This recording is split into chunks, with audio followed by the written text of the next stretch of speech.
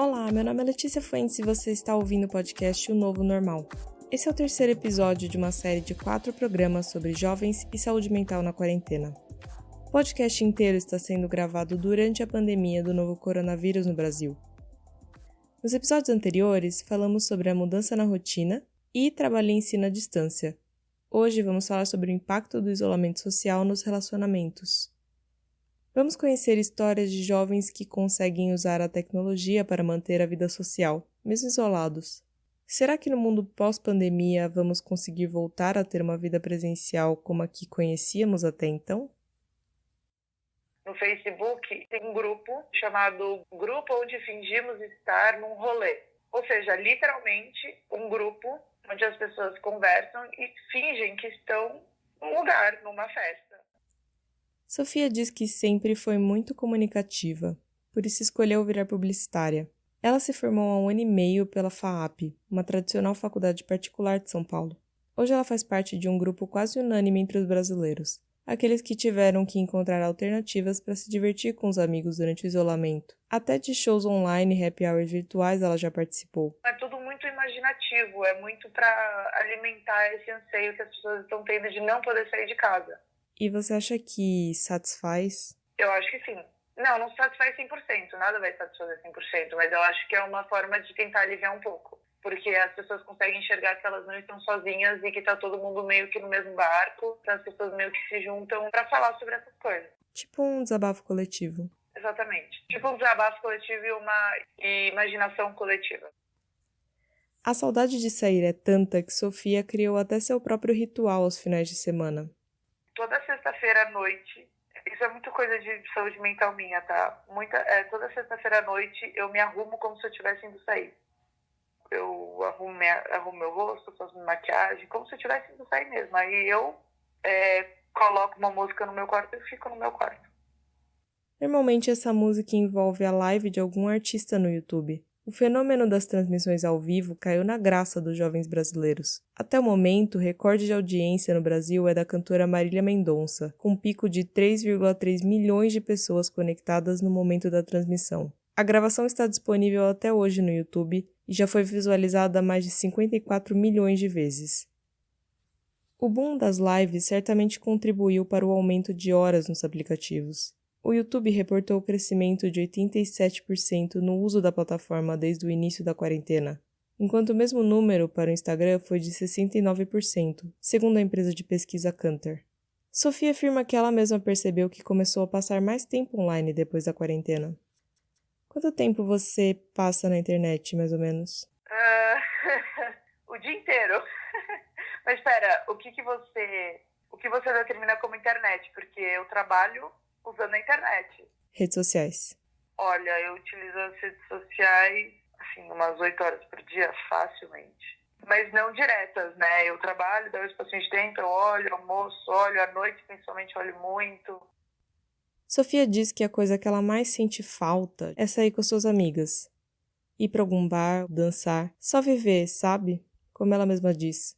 Antes da quarentena, eu namorei quase 3 anos com uma pessoa que não me dava essa liberdade de fazer o que eu queria. Então, eu já estava meio que numa quarentena da vida.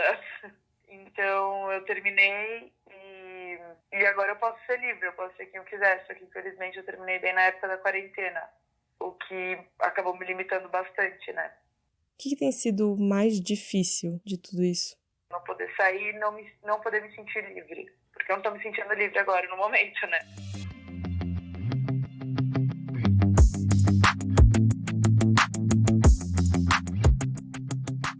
Um estudo publicado por pesquisadores do King's College de Londres revisou a literatura disponível sobre o uso do isolamento social como uma estratégia de combate a pandemias. O objetivo era avaliar o impacto da quarentena no psicológico da população. Com isso, eles chegaram a algumas regras para que a estratégia seja bem sucedida e os efeitos emocionais sejam os menores possíveis. A primeira delas é manter a população informada a respeito da pandemia e dos planos de ação para combatê-la. Além disso, é importante que o período de isolamento seja o menor possível e não mude, a não ser em circunstâncias extremas. E também é fundamental que governos retratem a necessidade do isolamento como uma escolha altruísta, solidária e voluntária sempre que possível. Assim você evita atribuir uma carga impositiva às medidas. Tudo isso ajuda, segundo os pesquisadores, a diminuir a sensação de perda de liberdade retratada por Sofia e faz com que as pessoas aceitem melhor a ideia de ficar em casa. Mesmo assim, para o ator e youtuber Fred, de 29 anos, a vontade de sair ainda é muito grande e às vezes até difícil de segurar. Sair com os amigos para uma balada, dançar até de manhã e cinema. As duas coisas assim, tipo, que eu sinto uma falta gigantesca e que eu preciso muito e eu estou com abstinência. E qual vai ser a primeira coisa que você vai fazer quando puder sair? Então, eu sei que quando isso acontecer, tá liberado, pode sair, não vai ser para todo tipo de rolê, né? Meu Deus do céu, eu acho que, tipo, eu iria só rolê de sussa, ir pra casa dos amigos, fazer um rolezinho até aqui em casa mesmo, ir na praça, que é um lugar mais aberto e tal. Que eram coisas que eu já fazia sempre e que também são coisas que eu sinto muita falta. Colocar a conversa em dia, abraçar, principalmente isso, contato físico com quem você gosta, entendeu? O ator está passando a quarentena sozinho no seu pequeno apartamento, no centro de São Paulo. Isso é uma coisa que eu acho que talvez fizesse diferença, sabe? Tipo, ter alguém também comigo. Você acha que faria diferença para melhor ou para pior?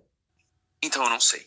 Eu acho que talvez para melhor, sabe? Assim, se a pessoa tivesse gostos parecidos e uma dinâmica parecida com a minha dentro da casa, entendeu?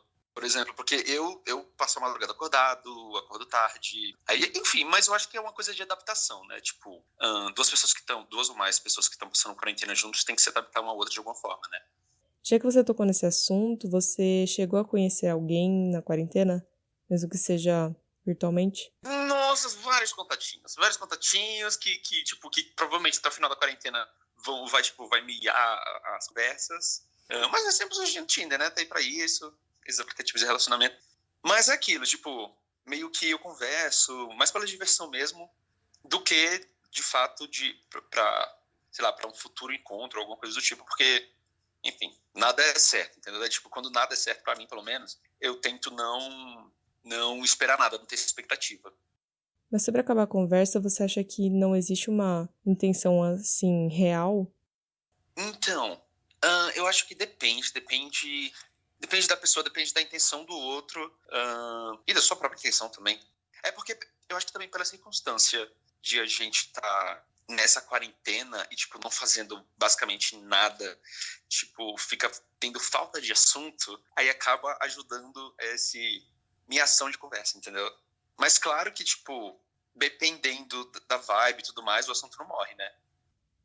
Um levantamento realizado pelo Match Group mostra que as pessoas estão conversando mais durante a quarentena. O grupo é dono de apps de relacionamento como Tinder, OkCupid e Hinge. Segundo a pesquisa, o número de mensagens enviadas nessas redes foi 27% maior em abril se comparado a fevereiro. Já o app Happn enfrentava reclamações dos usuários. A plataforma utiliza um sistema de geolocalização que te mostra apenas pessoas que cruzam com você ao longo do dia, em um raio de 250 metros. Como os usuários não estavam saindo de casa, as pessoas que apareciam para eles variavam muito pouco. O aplicativo acabou optando por aumentar o raio dos encontros, para 90 quilômetros. Em abril, a empresa divulgou um crescimento de 18% no fluxo de mensagens.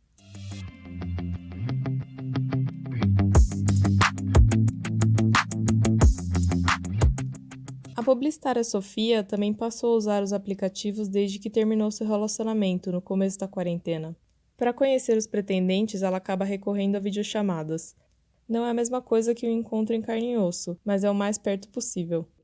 É muito bizarro, porque tem uma pessoa, inclusive, que a gente fala muito sobre isso, né?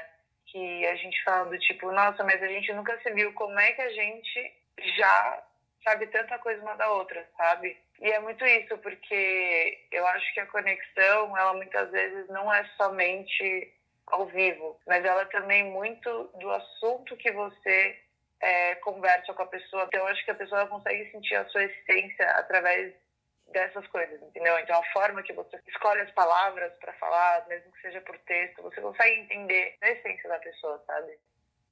A partir dos atendimentos que realiza, a psicóloga Ana Maluí reparou que existem dois movimentos acontecendo e que explicam o aumento na procura por apps de relacionamento. Um dos maiores motivos, eu acho que talvez tenha sido carência mesmo, e nem carência afetiva, amorosa, sexual, uma carência emocional, né? Uma carência de ter alguém ali, uma carência de gastar o tempo também, né? Tem pessoas que não abraçam, não beijam, não tocam alguém há mais de 2 meses, e pessoas mais tímidas ou que estão muito acostumadas a relacionamentos longos estão entrando nesse mundo porque estão tendo a oportunidade de conversar por mais tempo e ver qual é a da pessoa e de repente não sair numa primeira semana. Existe também um terceiro movimento. Ela afirma que muitos jovens voltaram a procurar ex-namorados e relacionamentos antigos durante a quarentena. As pessoas estão num momento de autoanálise, por bem ou por mal, né? Assim, elas têm descoberto coisas que às vezes repetiam, padrões que às vezes não faz mais sentido, descoberto outras coisas que elas querem, e a gente tem uma capacidade de adaptação à situação que a gente está muito rápida. É igual, eu sempre dou esse exemplo, é igual quando você tá doente sem voz. Você esquece por um momento como é que é ter voz. Tanto você fala, meu Deus, eu não lembro mais como é que é ser saudável. Eu acho que eu vou ficar sem gripada, sem voz para sempre. Quando a gente tá nesse momento de adaptação agora, a gente tá meio que vivendo isso, né? Você fala assim, calma, como é que se relaciona com pessoas? Calma, mas cadê essas pessoas? Então, existe uma certa garantia em, tipo assim, calma, eu quero sair dessa quarentena com alguma certeza que eu vou ter alguém, que né, eu não vou sair da quarentena e não ter ninguém. Então, acho que as pessoas estão se preparando um pouco isso, acho que é um pouco de ansiedade, mas acho que vem bastante da carência, assim, de precisar ter um feedback positivo, de precisar ter alguém ali alimentando o nosso ego. Você acha que é possível formar conexões verdadeiras com alguém que você nunca viu? Possível, eu acho que tudo é. Conexões verdadeiras, né? Assim, quantas pessoas a gente vê todo dia, se relaciona e depois de um tempo a gente percebe que não são conexões verdadeiras, né? Então eu acredito que fisicamente, né, relações que a gente tem esse contato, que a gente vê todo dia, elas obviamente facilitam, só que eu não acredito que são determinantes. Eu acho que mais determinante do que o espaço físico, do que o contato, a disposição das pessoas, eu acho que mexe bastante.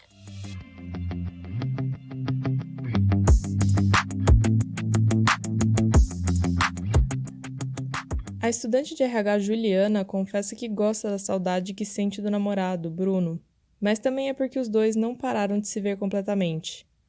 Então, sempre que se encontram, ela gosta dessa sensação de matar saudade. Antes, a estudante diz que eles se viam 2 ou 3 vezes por semana. Agora, com a pandemia, eles se veem apenas de final de semana, intercalando as visitas à casa dela com outras à casa dele. Tá bem complicado não poder ver minha família, né, que é minha prima, minha tia, e meus amigos, assim, porque eu gosto bastante de sair pra casa dos meus amigos, em hamburgueria, barzinho, eu adoro, assim. Então, pra mim tá muito difícil isso. E meu irmão também, que hoje em dia meu irmão é casado, então ele mora em outra casa. A gente não vê ele, a gente só vê mesmo por... Ainda bem que tem agora a videochamada do WhatsApp, né? Então a gente faz videoconferência e tal. Mas não é a mesma coisa, né? Que você abraçar uma pessoa e tudo mais. De fato, não é a mesma coisa, mas na impossibilidade de contato humano, usar a internet para conversar com pessoas queridas é inclusive uma recomendação das entidades de saúde. Em sua cartilha sobre saúde mental e atenção psicossocial na pandemia do Covid-19, a Fundação Oswaldo Cruz aconselha evitar o isolamento da rede socioafetiva. Para isso, é aconselhável manter contato, mesmo que virtual, com amigos e familiares. Juliana diz que acabou se afastando naturalmente de algumas pessoas. De outras, conseguiu até se reaproximar. Por exemplo, eu estava muito afastada de uma amiga minha, né? E nessa quarentena, aconteceu que ela começou a fazer videoconferência comigo. Inclusive, a mãe dela agora foi diagnosticada com Covid. Então, assim, eu tô muito mais falando com ela. Eu tô muito preocupada com elas, né? E eu tô sentindo muito mais falta dela do que antes. E antes eu nem tava vendo ela tanto, assim, sabe? Tipo, uma vez a cada 6 meses. E agora, tipo, eu não vejo a hora que acabe pra eu ver ela. Na visão da psicóloga Nana Maluí, A pandemia também pode trazer consequências positivas para os relacionamentos entre as pessoas. A gente vive um modo muito automático em São Paulo, né? Então, você tem meio que a sua rotina. Você trabalha de segunda a sexta, normalmente de sexta à noite você faz alguma coisa com algum grupo de amigos. No sábado também, no domingo já tem almoço em família. Você já tem essa rotina. Quando a gente é obrigado a parar e você rompe, né, esse modo automático, você, de um jeito ou de outro, por mais que você não queira até, você olha pra isso. E você começa a se questionar, calma, por que eu fazia isso toda hora? Tipo, por que eu ia, nossa, todo domingo eu fazia isso, não sei se eu quero. E entra um negócio de a gente perceber que às vezes a gente não sentia tanta falta. Então, assim, eu acho que a distância física, ela afetou muito os relacionamentos nesse modo de ver o que realmente faz sentido. E, por outro lado, a gente sentiu saudade de algumas pessoas que a gente não esperava, assim como a gente não sentiu saudade de algumas pessoas que a gente tinha certeza que a gente ia sentir. Então, eu acho que a distância, por pior que tenha sido para algumas relações, ela apenas intensificou algumas relações que importavam e mostrou, em outro lado, relações que a gente às vezes só estava tendo por esse piloto automático. Este foi o programa de hoje do podcast O Novo Normal. Se você gostou do conteúdo, não deixe de escutar os outros episódios da série. Todos os programas estão disponíveis no canal do Departamento de Jornalismo e Editoração da Escola de Comunicações e Artes da USP. Basta acessar o canal do CJE no YouTube. Se você está passando por um momento difícil, é recomendado que você procure uma linha de atendimento de emergência. Caso precise de apoio psicológico, você pode ligar para 188 e falar com o Centro de Valorização da Vida. Lembre-se sempre de cuidar da sua saúde física e mental, seguindo as orientações da Organização Mundial da Saúde e demais entidades responsáveis. Eu sou Letícia Fuentes e agradeço muito a companhia de vocês até aqui. Fique em casa e até o próximo episódio.